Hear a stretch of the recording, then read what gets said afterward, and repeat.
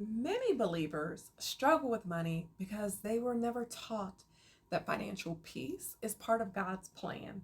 Let's talk about it. For years, the church has either avoided the topic of money or preached that wealth is something we should be afraid of. But what if I told you that God actually desires financial peace for you? That wealth, when managed properly, isn't something to fear, but something to steward for His glory. Today, we're going to break the mindset that faith and money are separate, and I'm going to show you how to align your finances with God's plan.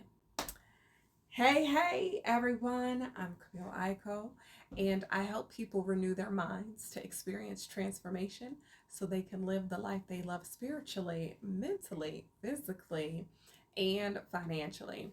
For years, I focused on just teaching people how to make money, but I realized that making money isn't enough. If you don't know how to manage, grow, and steward it, you'll always be behind. And so that's why I wrote this book, to help people to break free from toxic money mindsets, align with God's financial principles, and build lasting wealth the right way. So if you've ever felt guilty about wanting financial freedom or wondered if God really cares about your money, this is for you. Now, for a long time, many believers have been taught that money is evil, that wanting more is greedy, and that if you're struggling financially, it somehow makes you more righteous. But let's clear this up. Matthew chapter 6, verse 21 says, "Where your treasure is, there your heart will be also." The issue isn't money itself, it's how we prioritize it. If money controls you, that's a problem. But if you control it and use it wisely, that is good stewardship. Proverbs 10:22 says, "The blessing of the Lord makes one rich, and he adds no sorrow with it." If God didn't want his people to have wealth, why would he call it a blessing? True financial peace comes when we align our money with kingdom principles and not worldly greed.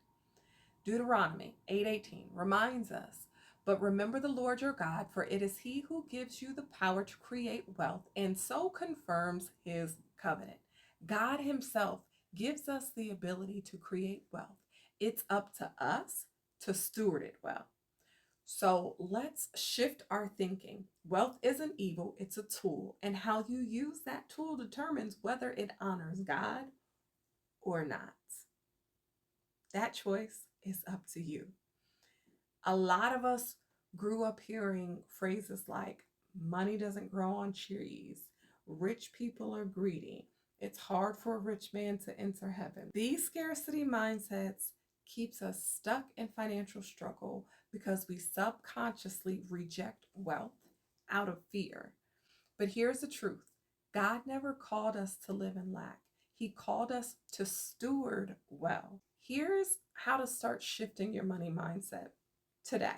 Number one, see yourself as a steward and not an owner. Everything we have belongs to God: our money, our resources, our talents. When we manage wealth as stewards and not owners, we use it wisely instead of wasting it. Two, focus on multiplication, not just spending.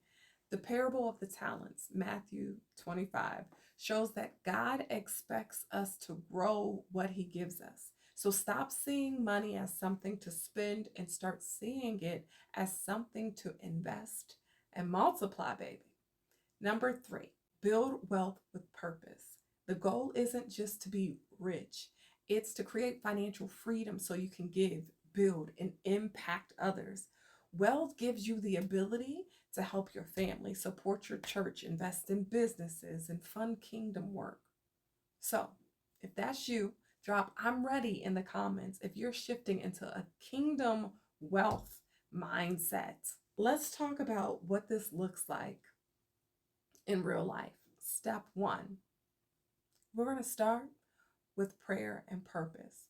Ask God to show you the areas where you need financial healing. Seek wisdom about how to use your money for His glory. Step 2, get clear on your financial vision. Where do you want to be financially in 5 years, 10 years, 15, 20 years? But we're going to start at 5. What do you want to be able to give? How do you want your money to impact others? Step 3, make wise financial decisions. Tithe and give with joy, okay? Don't be sad or mad about it. Save and invest for the future. Avoid debt that enslaves you. Step 4, take action and stay committed. True transformation happens when you apply what you learn. So surround yourself with people who encourage kingdom wealth mindset. Got it? All right.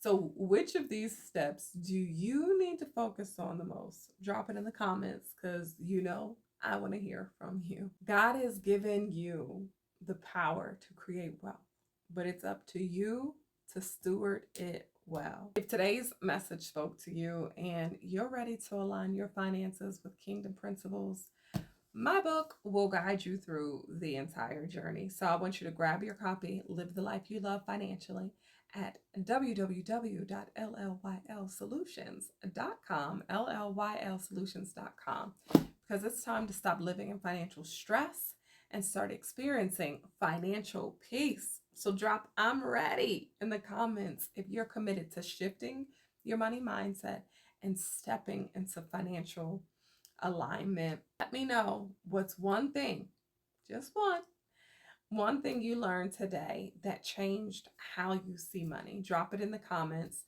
And if this blessed you, share this live with someone who needs it.